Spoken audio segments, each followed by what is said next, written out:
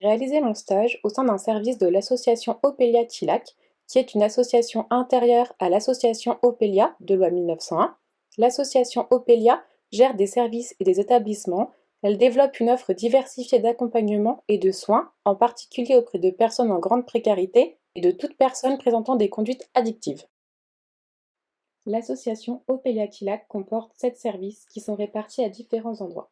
Le centre thérapeutique résidentiel Le Chianti qui est situé à Alex, un service appartement de coordination thérapeutique qui comporte 17 appartements, un service appartement de coordination thérapeutique hors les murs qui propose un accompagnement médical et social des personnes en grande précarité et affectées par une maladie chronique, un service d'accompagnement des situations d'incurie dans l'habitat et un service Émile qui sont situés au 8 bis, un XAPA ambulatoire Lac d'Argent, un service Aller Vert avec un CARUD qui est un centre d'accueil et d'accompagnement et de réduction des risques aux usagers de drogue, un service festif et un service santé sexuelle, également un service prévention et intervention auprès des saisonniers qui est situé au 64 chemin des Fins à Annecy.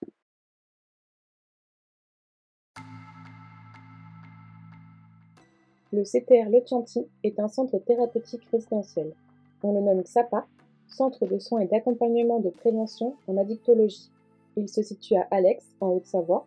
Le XAPA est un établissement médico-social qui a pour mission d'accompagner toute personne en difficulté liée à l'usage de substances psychotropes ou ayant une addiction comportementale, par exemple au travail, au sport, à l'alimentation.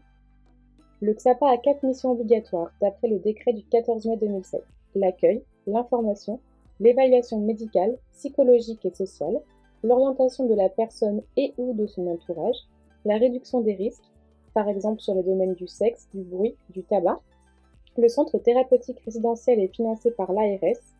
La localisation du CTR permet d'offrir un cadre dans un milieu naturel idéal pour des activités de plein air et de ressourcement. Il permet aussi de s'extraire du milieu urbain et ainsi de pouvoir se mettre à distance.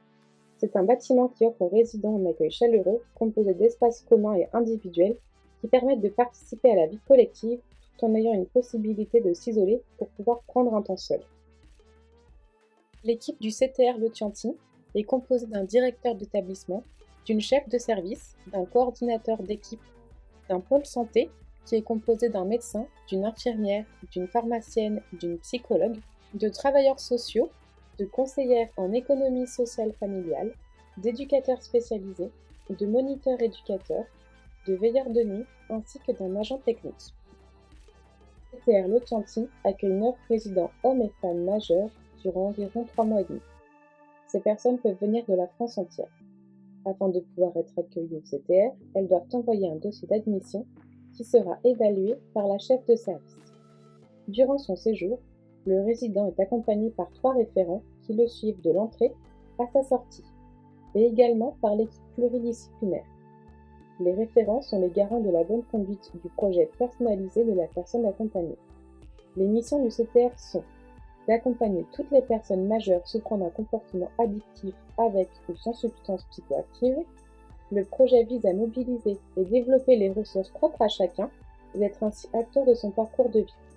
De proposer un suivi personnalisé médico-psychosocial et un suivi groupal à travers des ateliers thérapeutiques et de participation à la vie quotidienne. De faire une expérience de consommation réfléchie et discutée de substances légales, notamment à travers l'atelier RDRD, réduction des risques et des dommages, par exemple de faire un travail sur la consommation maîtrisée d'alcool, et de s'essayer en sortie thérapeutique autonome. D'accompagner vers d'autres dispositifs dans le cadre de la sortie définitive du CTR, vers des appartements thérapeutiques, vers une communauté thérapeutique, vers un autre CTR ou en milieu ordinaire par exemple. Le CTR est composé de 3 étages. Au rez-de-chaussée, on retrouve le séjour, la salle à manger, le garage, la salle de rangement du matériel, la salle de stockage des produits d'entretien, la salle d'économat, la cuisine, la plonge et une salle détente. Au premier étage, on retrouve les chambres, les sanitaires, le bureau de la chef de service, le bureau de l'équipe éducative, une bibliothèque, une salle d'entretien, une infirmerie, une salle de réunion pour l'équipe, un bureau médical. Au deuxième étage, d'autres chambres, d'autres sanitaires, une laverie, le bureau du psychologue, la salle d'activité et enfin au troisième étage, la salle de sport et d'activité.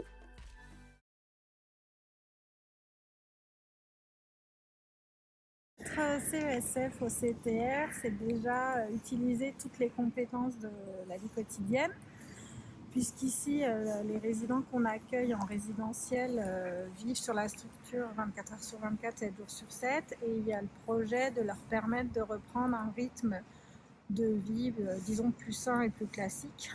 Et souvent, c'est des personnes qui n'ont plus du tout de rythme à l'extérieur. Donc ça va être la première mission. On va donc travailler avec eux sur tout ce qui est la reprise en main de la gestion d'un quotidien avec les tâches ménagères, les ateliers cuisine, tout ce qui va être manger 3 repas par jour, reprendre des rythmes un peu ritualisés sur les heures et les horaires. Donc dans cette partie-là, la CESF est très investie, a une grande place, puisqu'on va on va animer les ateliers cuisine, on va gérer tout ce qui est gestion des stocks pour tout ce qui est alimentation au CTR.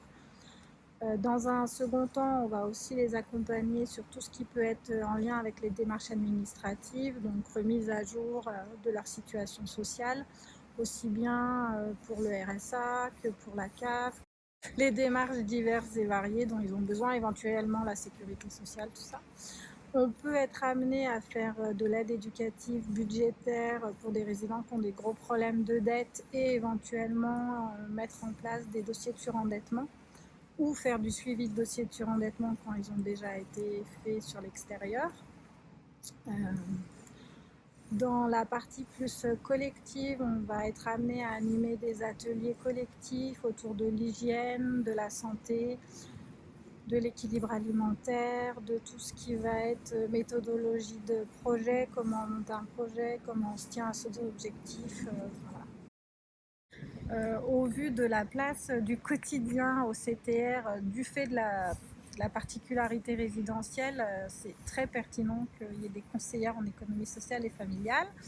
Et donc, à minima, sur la structure, nous sommes 2, et quand c'est possible, en fonction des recrutements, on est 3, ce qui permet d'avoir une équipe mixte avec 3 éducateurs spécialisés et 3 conseillers en économie sociale et familiale, ce qui assure un meilleur suivi sur tout ce qui est rythme et vie quotidienne.